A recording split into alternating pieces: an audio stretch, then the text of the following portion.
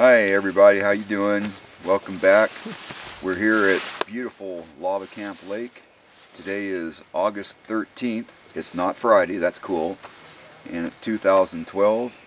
And we just got done feeding 3 hungry thru hikers, and they are gracious and cool enough to let me interview them for our site at the Hiking Fools. And today, the first guinea pig is Robinhood, and I'm from Portland, Oregon. Well, he's a long way from home. He's like, what, 10 minutes away, man, you know? Yeah, just about making my way there. Yeah, right on. Be hard to pass it up, huh, you know? Yeah, exactly. Yeah, okay. It's like throwing an anchor out or something. Yeah. Yeah. So, I got to ask you, I ask everybody, what was your motivation? What prompted you to make the decision to come out here and hike all these miles, and especially situations like right now? I mean, it's really hot during the day. You've got a hot climb coming up ahead. So, what was your motivation?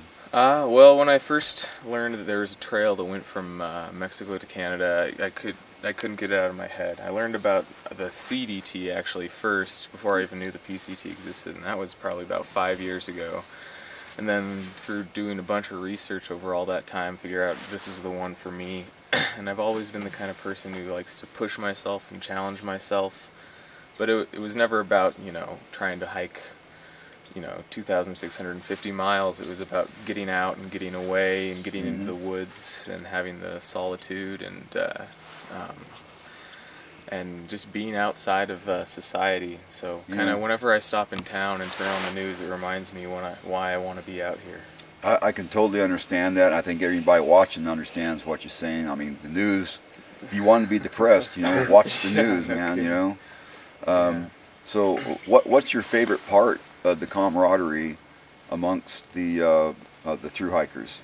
Well, I don't know. I think that it's you sometimes hear people say that life on the trail is kind of like how you wish life would be in real life off the trail.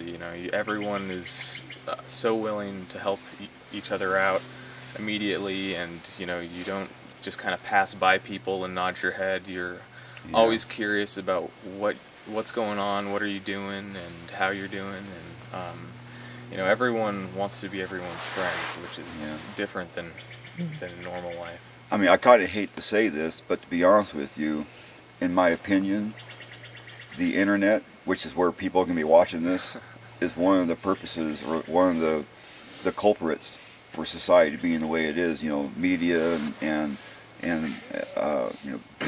back in the olden days when I was born, people were more apt to help each other out because they didn't have movies and 4 million channels to choose from on TV and stuff. Right. So yeah, there's a lot to be said to come out here, and when Lynn and I through hiked to PCT in '99, the one thing we did not miss is TV. Yeah, definitely. And when you have that much time in your own head, you find that you're not distracted, and you can almost meditate on a thought for hours and hours. And I've remembered things, that I probably wouldn't have ever thought of again, in my life had I not been out there just thinking in the quiet and walking. Yeah, I've heard that a lot. Yeah. I've heard that a lot. I mean, people say that I've thought of things that I haven't heard or thought of since I was a kid, and that's a pretty cool thing. Yeah. Her and I used to walk along, and we would think about food, and we'd like hours and hours. Yeah, you remember that place we used to go and get the, that beef bowl, and it's like, oh yeah, and yeah, you can kind of go insane thinking about food for that long.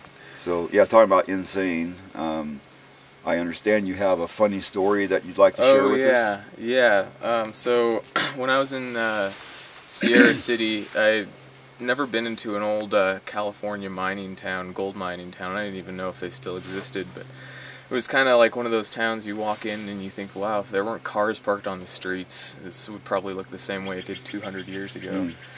And so I took a zero there and started hanging out with the locals, and there are a lot of old local miners who are all upset about, not all of them, but a general stereotype would be that they're upset about the environmental regulations. They can't dredge anymore for their gold. And so it kind of depressed the community economically. And I talked to this one guy, drank with him probably until about midnight at this bar, and he probably had about 4 teeth in his mouth and just this haggard face. But he was really entertaining.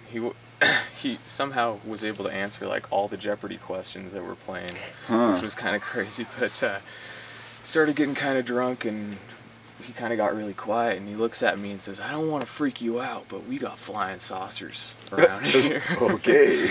And he holds up his beer and he kind of goes, "There's this orb in the sky at night, and it just floated behind a cloud and it was gone."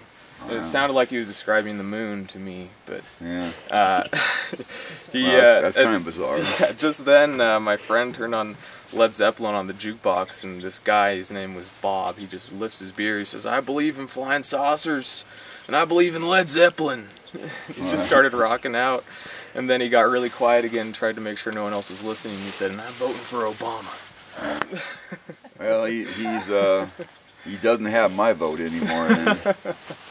Yeah, I think Obama's about, sorry about anybody, let's not go there, let's just, let's not go there, this is all good here. Yeah. So, alright, well thank you for the story and everything, yeah, thank you definitely. for the interview. Thanks a lot for we hope you have you're more than welcome, and we wish you the best of safety, luck on the trail, and may your days just be really cool, and thank you.